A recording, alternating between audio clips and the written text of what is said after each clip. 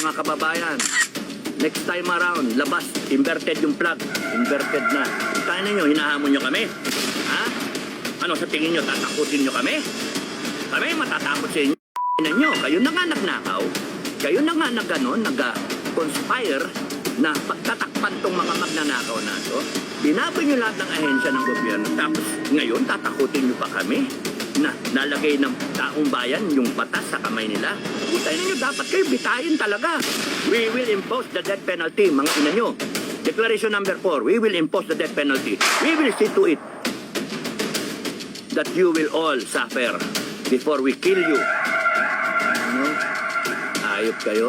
The first order sa armed forces when we take command of the armed forces, people of the Philippines, not me, the people, the sovereign Filipino people will take command of the armed forces. Relieve Browner, relieve yung Chief PNP. Wala kayong magagawa. Kahit magtitiwala kayo, gagawin yung hero yung mga yan. Eh kaya nga nagkaganyan tayo eh.